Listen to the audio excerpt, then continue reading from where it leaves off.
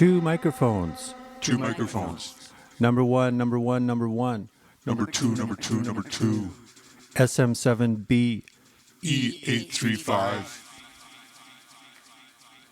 Got two microphones today. Might be useful, who knows? Maybe I'll put a special effect on one of them or something. I've got things that are half planned, I suppose.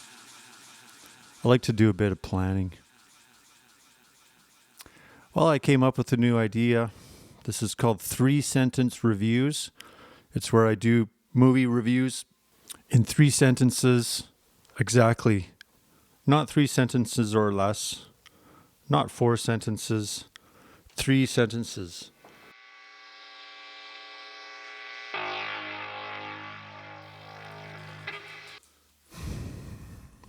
Okay, I'm back. I just dropped something. I had to figure out what disappeared down the back of the stereo there. So, actually, I'm not going to do the reviews right now. I'm going to do something else instead. I'm just not ready for that. I'll come back to it. So, I'm listening to music right now. You guys can't hear it because I got it going through the headphones. But it's a pretty fun record here. It's called Everybody's Welcome at Mrs. Mills' Party. And it's like saloon piano music.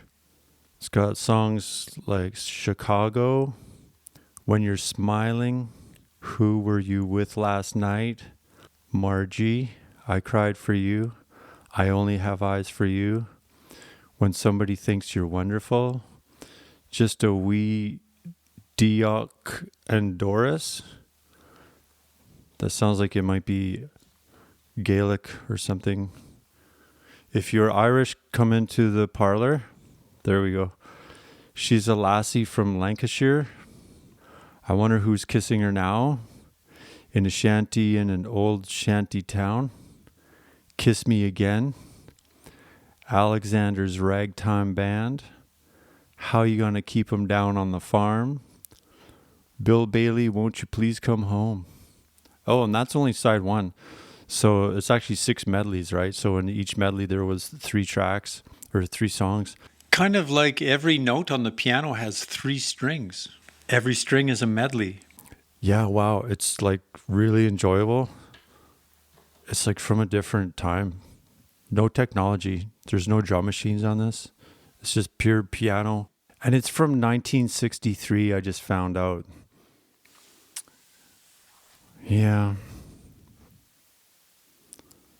Just need something from a different time. Been really enjoying my record player lately. Yeah, so I'm listening to it on vinyl, right? I've got all these old records. Some records I did inherit from my grandparents and my aunt. And some I bought myself. Some of them I found more like secondhand at the thrift store and whatnot. And such is the case with this Everybody's Welcome at Mrs. Mills' Party. It's just like so, I just love the sound of that piano. You know, it's not perfectly in tune. That's one of the best things about it. So every piano note has 3 strings, right? Not all of them, but the low notes maybe only have 2. But anyway, that's like a 12-string guitar or something, or like more like an 18-string guitar. Let me see, 88 notes on a piano times approximately 3. Or maybe 2.5. Yeah, that's a lot of strings. Never in tune. Too many strings. Impossible. Okay, I just looked it up. How many strings in an 88-key piano? Typically has around 220 to 240 strings. Yeah. Oh, another record I was really enjoying lately was Miles Davis at Carnegie Hall. The legendary performances of May 19th, 1961. What is it with me in the early 60s right now? I don't know. Seems like a coincidence. I was born in 1971, so I was negative 10 years old when this Miles Davis album was created or recorded. That's before he went into his real experimental stuff, which I also enjoy. But this album cover has it's like a bold orange artwork, just pure orange, and with a green, I can't tell if it's plant life or some sort of dinosaur with a very long neck, and a couple of like leafy looking hands sticking out, arms holding up a horn player who is reclining as if they're lying down, but being held up by the arms of this green monster, so that the horn player is doing the toots up towards the sky. And yeah, that's a real enjoyable album. Featuring Hank Mobley, Wynton Kelly, Paul Chambers, Jimmy Cobb with Gil Evans and his 21-piece orchestra. Here's another one I was listening to yesterday. This is the Jeff Beck Group. 1972, Jeff Beck Group. This is a fun album. Looking at the photos of everybody on the back of this album, this Jeff Beck album, the drummer, Cozy Powell, and Jeff Beck, the guitar player, they look like exactly the same person. They're like twins. What, did he clone himself? Did somebody clone themselves? They might be brothers, but I don't think they are. So that's kind of weird. I've noticed that before. That's not that weird. Every single one of us has many, many doppelgangers out there. People are not unique. They're not individual. Everybody's the same. I've been watching the show Pluribus lately, which is like, well, I probably have a lot to say about it, but I don't know if now's the time. But I just think it's like a spiritual blueprint. It's only one season in, but I just really have a lot of respect for some of the messages that I think are there. Because the main character, Carol, is just having a real difficult time adapting to this universal consciousness idea. Yeah, so that's Saloon music. Actually, it's called Ragtime. Ragtime. Ragtime. Mrs. Mills Party. I just figured something out, you guys. If John Travolta and Olivia Newton-John sang in a band that was a cross between Deep Purple and Boston, it would sound exactly like Meatloaf. Quod erat demonstrandum, motherfuckers. Quod erat demonstrandum, motherfuckers.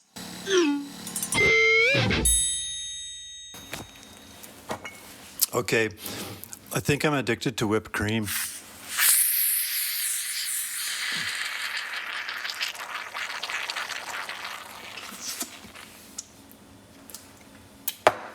All gone. I just found out Kim Gordon from Sonic Youth has a new album coming out on March 13th. It's been a minute since I played the guitar. Might as well play it for a minute or two.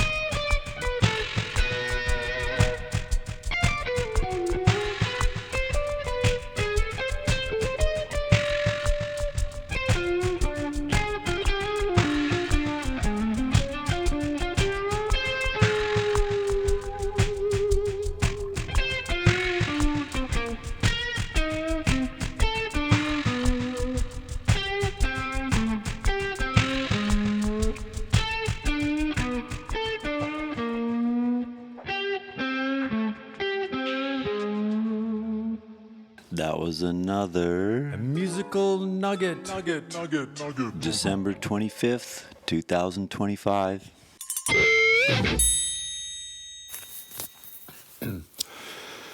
I really wanted to play drums today, and I thought about the Beastie Boys' Hello Nasty album and how it's so full of so many really cool beats and loops. And so I played drums along with the Beastie Boys, and then I realized I don't really know anything about the Beastie Boys. So then I remembered that I had saved in my watch list a Beastie Boys documentary, and I watched it, and I'm so glad I watched it. It was really beautiful. It was full of sincerity and inspiration. It was narrated by the two surviving Beastie Boys in front of a live audience with a retroactive photo show. I recommend it. Now I feel like I know the Beastie Boys. Oh yeah, and by the way, when they started talking about Lollapalooza, I was like, hey, I was there. I saw them when they played that. Lollapalooza. With George Clinton and the Breeders and L7 and Nick Cave and the Bad Seeds and Smashing Pumpkins. That was awesome. All right, so I think it's time to do the 3-sentence reviews, where I give a review of a movie in 3 sentences, exactly 3 sentences, which may or may not be self-evident from my the way I speak it. Punctuation is a thing, right? I care about that stuff. So here's 3-sentence reviews. 3-sentence reviews. The Empire Strikes Back, 1980. Anyone could tell you this movie is tied in first place for the best Star Wars movie of all time, and therefore it's also one of the best movies of all time. Yoda is at his finest and most philosophical in this, his introductory episode.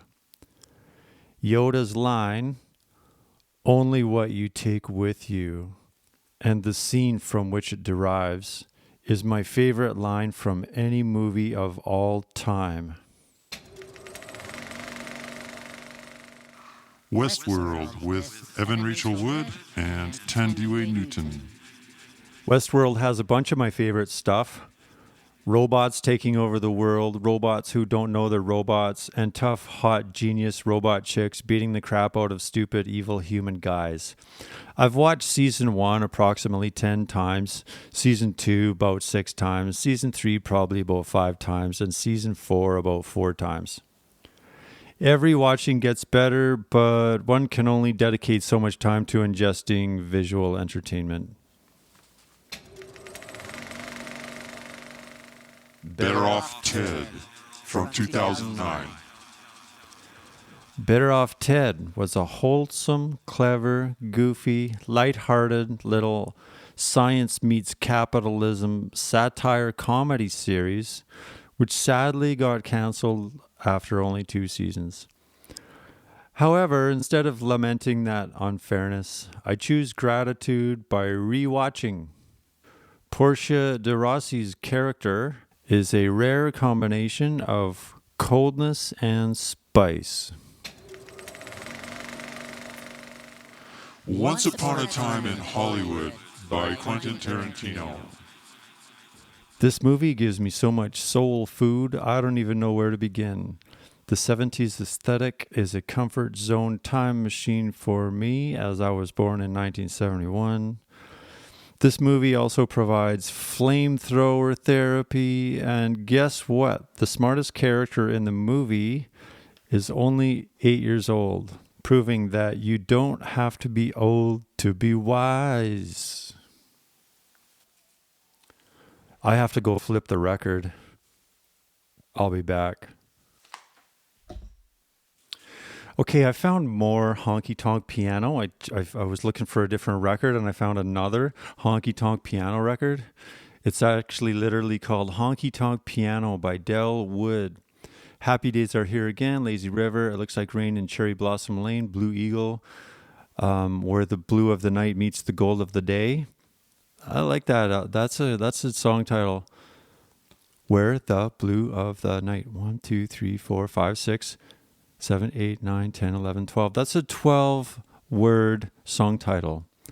Where the Blue of the Night Meets the Gold of the Day. Wait, I got to find out what year this Dale Wood honky-tonk piano was. 1961. Well, I am just really zoning in for a certain time frame here, aren't I? So I was negative 10 years old in 1961. All right, so back to my 3-sentence movie reviews. I should go make another coffee. With eggnog this time. 3-sentence movie reviews. Next review. Ted Lasso with Jason Sudeikis. I identify as being not much of a sports guy due to what I've perceived as the overprevalence of aggression and zero-sum thinking used as an excuse for bullying, and the weird effect that the financial imbalance of big league hero worship must have on the entertainment-consuming populace, specifically false hope and false attributing of worth to ability. However, sports has some beautiful redeeming qualities, including camaraderie, teamwork, support, and synergy, recognizing a higher cause and one's place within it, and opportunities for self-improvement, both physically and mentally, and even spiritually, whether you're ready for it or not. This show brought tears to my eyes more than once, so I have to give Ted Lasso 9 stars out of 10.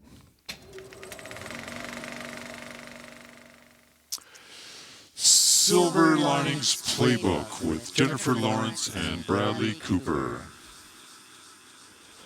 This movie is so beautiful. I love it so much. Last time I watched it was by myself on Valentine's Day, and I cried my eyes out. The line, "Can you play Ride the Lightning" by Metallica?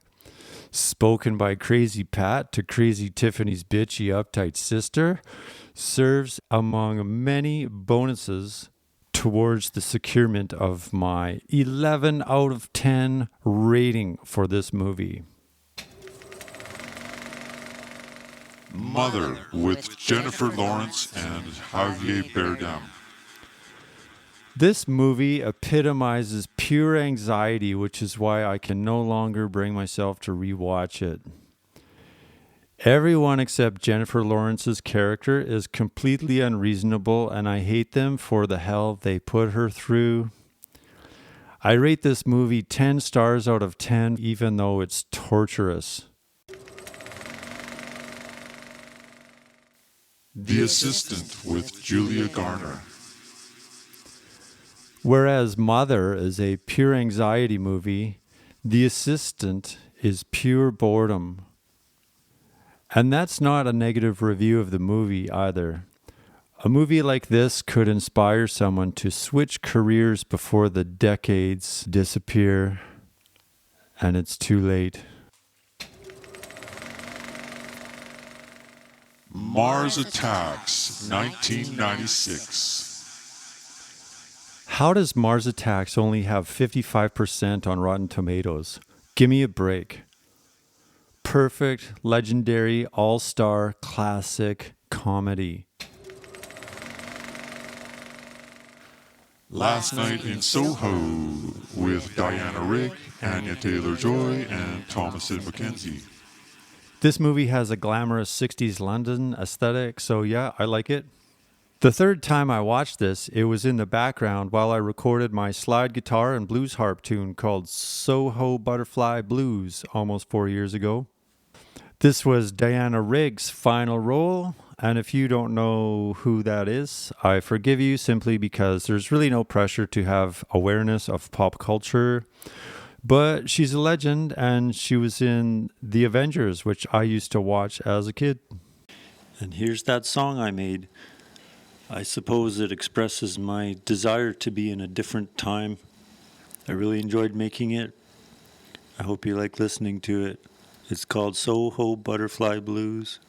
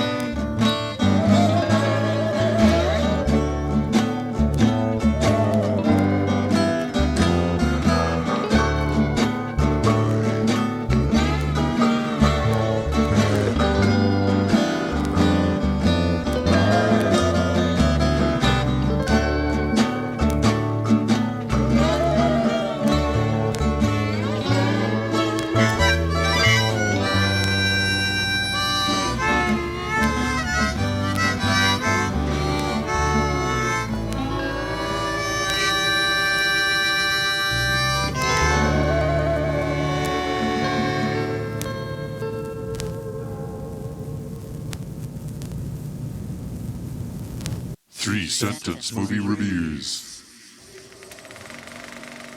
Next review. Furiosa, a Mad Max saga, with Anya Taylor-Joy and Chris Hemsworth. This movie became my go-to for having something visually pleasant to play in the background while I practice guitar or have band practice with my heavy metal band, Slug Rust. The sandy desert definitely looks like a nice place to die, but only after conquering the worm. Whoops, wrong movie. Morgan, with Anya Taylor-Joy and Kate Mara. Deadly robot chicks for the win. Paul Giamatti's character is so rude. Later, jerk. Ex Machina, with Alicia Vikander. Again, robot chicks winning. By the way, I think Ava's natural robotic form is much more attractive without the human-looking wig and clothes. The ending sure does hint at the possibility of a sequel. Companion, with Sophie Thatcher. Once again, robot chicks killing guys is a super fun genre for me. So I have simple tastes. Whatever. Subservience, with Megan Fox. Reading up on this movie, Wikipedia just gave me the word gynoid to add to my vocabulary. This movie is a little different from some of the others because the robot develops human traits which make it far more dangerous. That says something about human traits, doesn't it? Bitch Slap, 2009. On the subject of chicks beating the crap out of guys and each other, the movie Bitch Slap is a masterpiece. This sexy action comedy is downright generous with the attitude, creativity, laughs, and sweaty boobs. Hallelujah. Euphoria, seasons 1 and 2, with Sydney Sweeney and everyone else who's in it. There's so much to love and hate about the many characters in Euphoria, so get ready for a lot of semicolons so I can maintain the 3-sentence format. First and not least, we are blessed with a magnificent and unparalleled vision of Cassie unveiling some natural feminine splendor, eventually followed by a ferociously just rant against her sister's insensitive disregard in front of absolutely everyone at the theater. Kat's journey, majestically maximizing her epic fat chick power, is downright inspirational and liberating. Jules is just a beautiful person, and slashing herself in front of Nathan was a fierce and unexpected power move. Nathan is a hateable maniac, although I suppose I can admit understanding a person's trauma can bring a little bit of forgiveness. Nathan's dad, despite being super creepy, delivers the most heroically hilarious truth bomb to his family in the foyer. Rue and all her drugged out sadness is so pathetic and depressing I could barely watch it, making her hard-won redemption even more tearfully satisfying. It's too bad the way things turned out for Fezco and Ashtray, and especially the unfortunate demise of the actor Angus Cloud, who played Fezco. Despite all the trauma in this show, I'm looking forward to season 3 as there is a diverse and far-reaching array of the human experience to behold. The White Lotus, Season 1. I arrived at the White Lotus in search of beauty, knowing both Sydney Sweeney and Alexandra Daddario star in it. But, as it often happens, my simple desires were exceeded when I found the rich and sweeping array of characters to be downright polyphonic. There's no shortage of sassy levity here, replete with exploding clits and butt-faced suitcases, as well as sobering, meaningful, and pertinent discourse, dogma, hubris, and resignation. I just really wish Rachel would have rejected the trophy wife role and become a struggling writer where she would have found so much more personal fulfillment. Americana with Sydney Sweeney, Zahn McLaren, and Halsey. Box office earnings are meaningless in the same way that democracy in a population full of idiots is pearls before swine, specifically argumentum ad populum. This movie is an absolute treasure of innocence, obliterating minds of sexism, racism, and religious dogma, all while ripping through a big old bit of adventure. Defiance and cuteness abound for all of us slowpoke, stuttering dreamers. The Substance with Margaret Qualley and Demi Moore. These bodily trajectories from sublime, optimal, delicious, athletic elegance into grotesque, cringy, agonizing malformity can't help but summon notions of liberation from vanity and physicality itself, in between all the laughing and wincing. I'm happy to report my first viewing of The Substance was in a big screen theater with extra butter on my popcorn. Next time, a bucket of fried chicken. Sanctuary with Margaret Qualley and some dude. My quest for more Margaret Qualley led me to this unexpected treasure of a movie, consisting of one single conversation. The savvy and saucy clarity of a dominatrix facilitates illuminating insight within her client, gradually unfurling his grip on his own cursed trap of a life until liberation is achieved and they both walk away with a new sense of direction. Hail the wisdom. Drive Away Dolls with Margaret Qualley and Geraldine Viswanathan.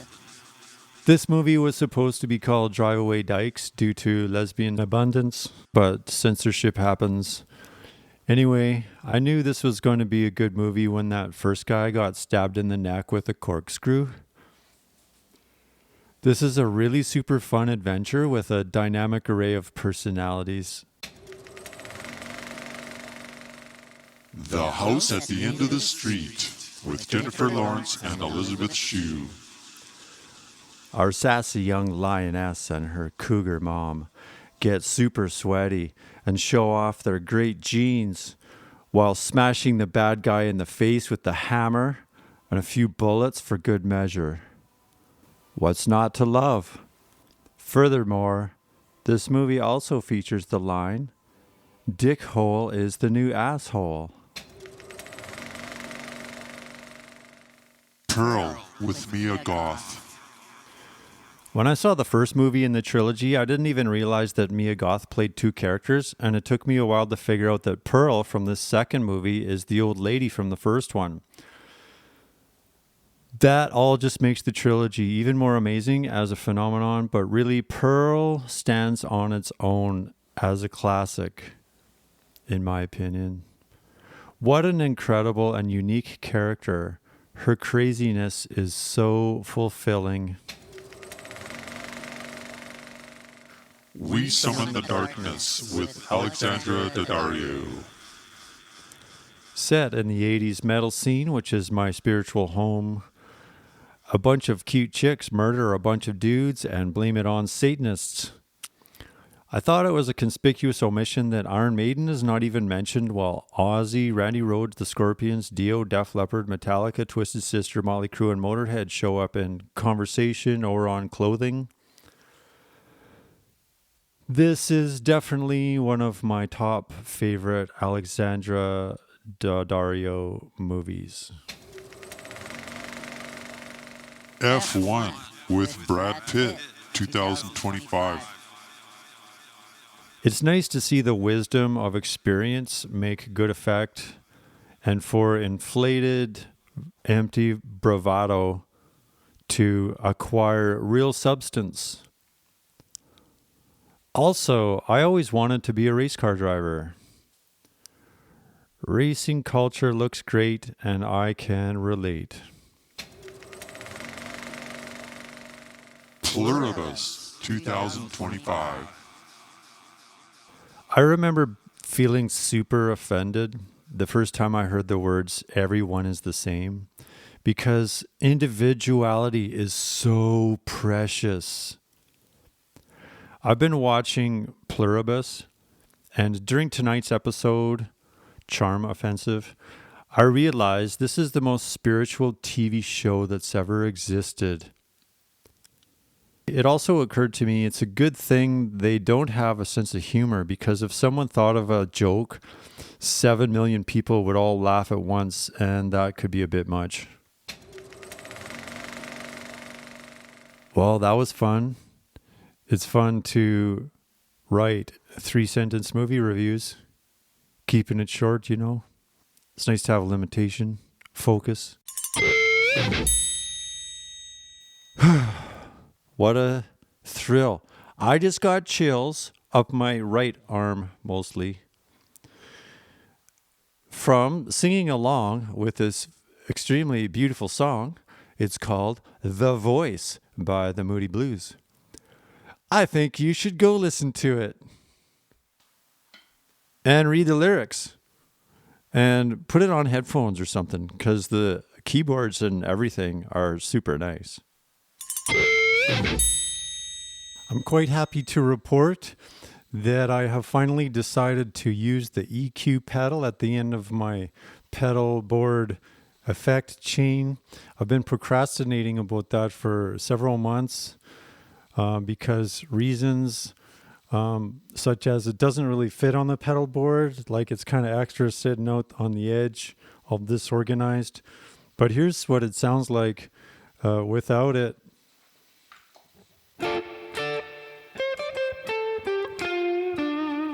And now with it.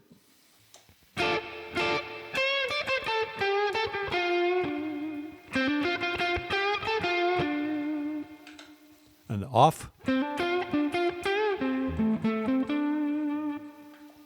On.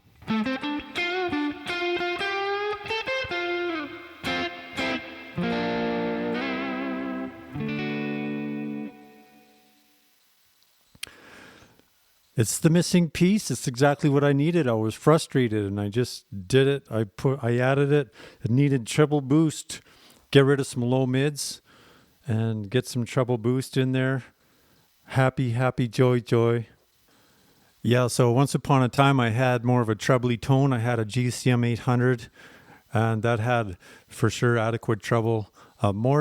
More like in retrospect, it had more treble than a lot of other amplifiers I've used since then. And then gradually, for other reasons, I just gradually had less treble in my tone, and I wanted to sound smoother over the last 30 years, I guess, or so. But then in the last 5 years or so, I started to realize that it's a little bit too dull. I want more bite, and I've been changing my taste in guitar tone. And I think that EQ pedal was like the perfect little fix-up for my tone now. So pedal is EQ. I also tried other things before I tried the EQ pedal. I tried turning up the tone on the compressor, which is almost always on. And that was not really enough. I mean, it helped.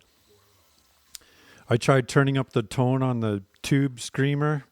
That helped a bit too. But really, just using the EQ pedal is exactly what I needed.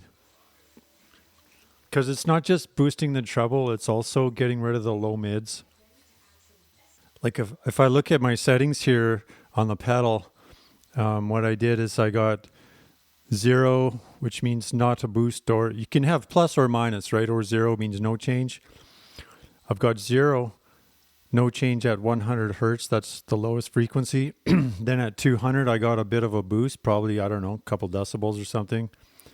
And then at 400, I've got a cut. That's the kind of mud frequency that I guess, that's the dullness that I needed to get rid of. I got a cut about 2 decibels or something. Next at 800, I think I got neutral there. I got a little bit of boost at 1.6K, like a couple decibels. And the same with the next, whatever that says right there, 3.2K, I got a couple decibels boost. 3K is sometimes a bad frequency in guitars and whatnot, but actually it sounded good in this case, I think. And then on 6.4K, which is the highs, I've got a little bit more boost, like about 3K, like 3 decibels. It's like a standard old Boss EQ pedal made in Japan, which means it has the better components instead of SMD. SMD, surface mounted design. No, it's got the old school. It's better. It's so old that the faceplate fell off like a long time ago. Recently, I saw someone showed a modification that you can do for an EQ pedal to restrict the range. So instead of going down to 100 and up to 6K, it goes up to only down to 200 and up to 3K or something like that. So it just squishes down the range more into the mid range, which is kind of more appropriate for a guitar, I suppose. You know, must be a desirable mod if somebody came up with it.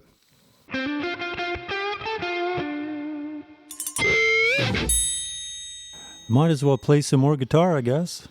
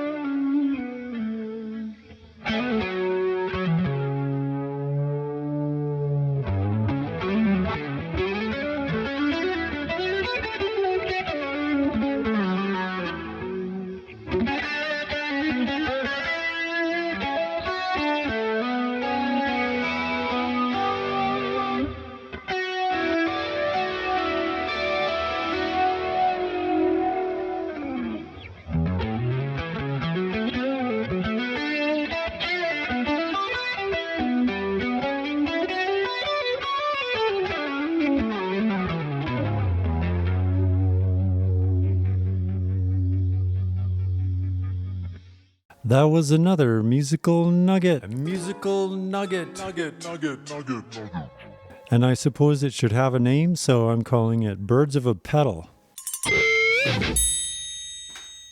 Okay, this is what happened. I saw this triptych photograph. I saw this photographic triptych. Let me start again.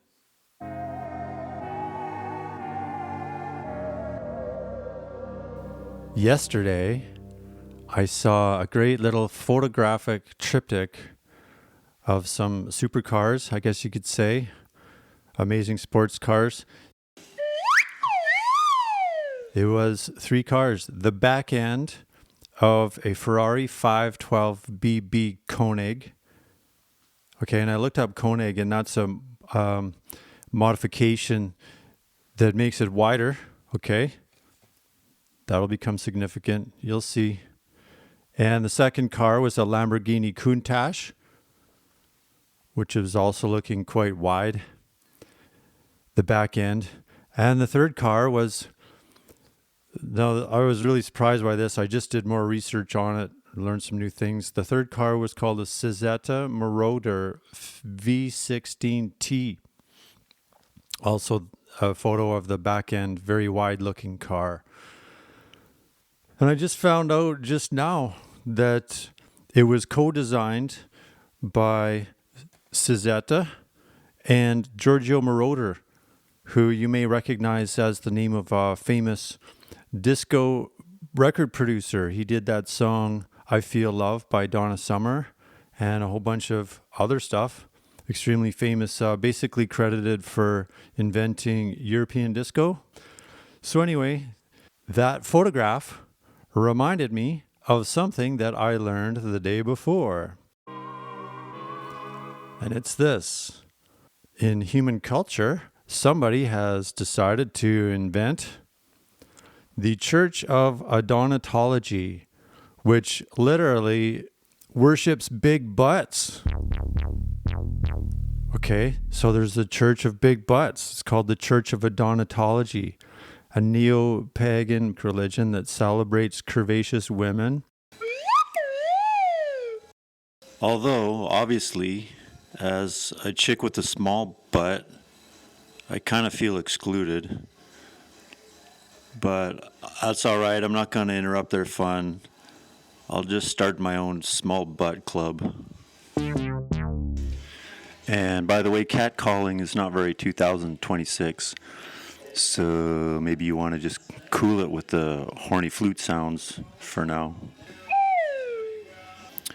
Or not. How does that go? You might have freedom of action, but not freedom from consequence. Something like that. And it encourages empowerment, and it's a symbol of divine femininity. And so the photograph goes with the Church of Big Butts, obviously, because it's 3 cars with big butts. And here comes my QED moment. I thought, why not start the Church of Automotive Adonatology? It's the church of worshiping cars with big butts, which is basically what that triptych photograph was. And the day before that, I saw advertisements for the buttress pillow. Okay, and it's literally a butt-shaped pillow. And the website is not as funny as the ads that I saw. You know, they just really go into how people love butts and they want to hug butts. So they answered the call by making a butt-shaped pillow. And everyone looks so happy when they fall asleep on their butt-shaped pillow. A couple days before that, I heard about something else vaguely related. See, this is a chain, right? See, this is a chain, right? Right. How many things we got so far? In reverse order. Number 1 is the photograph. Before that was the Church Big Butts. And before that was the pillow. That's number 3. And then number 4, I saw something about a South African pastor, who has been farting on people's faces to heal them. And, he says it's important for the fart to get right in the nostrils because that's how the healing happens. And this preacher has a 2-month wait list, and people are saving his farts in jars and all this. Yeah, so 4 coincidences all on the same subject in such a short period of time.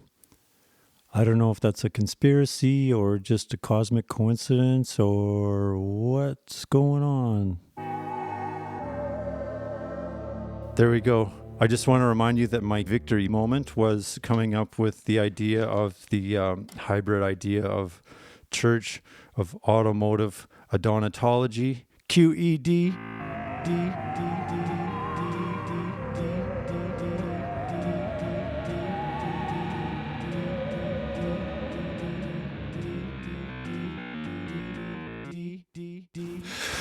I just found out about a new fad called fart walking. You go for a walk after you eat, and it helps you fart more. There's health benefits, especially if you eat cruciferous vegetables like broccoli. Cruciferous vegetables. Can you imagine if Jesus was crucified on a piece of broccoli?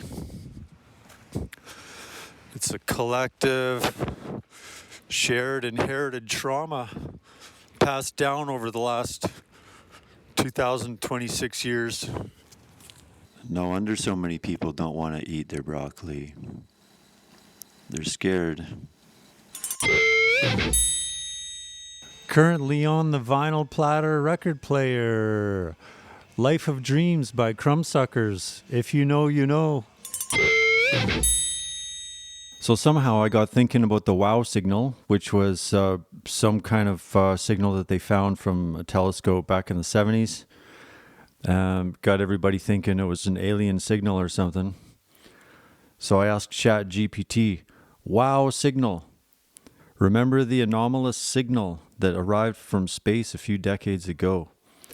And it said, ChatGPT said, yes, you're probably thinking about the WOW signal. August 15th, 1977, the Big Ear radio telescope in Ohio State University. It was a very strong narrowband signal detected at about 1420 megahertz. That's the hydrogen line, a frequency long considered significant for the search for extraterrestrial intelligence. It lasted about 72 seconds, and that's about the amount of time that the telescope beam swept past that point in the sky. The astronomer Jerry R. Amon, who'd circled the data printout, wrote the word WOW on it, hence the name of the WOW signal. So what I wanted to know was, what were the letters written on the printout? And they were 6EQUJ5. So then it goes on to explain something I didn't know before. Each character represents the signal strength in successive 12-second intervals as the telescope beamed over the source. The numbers 0 to 9 are increasing signal above background noise, but kind of quiet, right? Letters A to Z are even stronger, like A equals 10 and B equals 11, etc. So I don't know what you would call that number system. I mean, we have decimal, hexadecimal, etc. There's got to be a word that goes all the way from 0 through 9 and then A to Z. It's called base 36. No fancy name. But anyway, U was the peak. Okay, so that number sequence again was 6, E, Q, U, J, 5. So that's getting stronger and then weaker.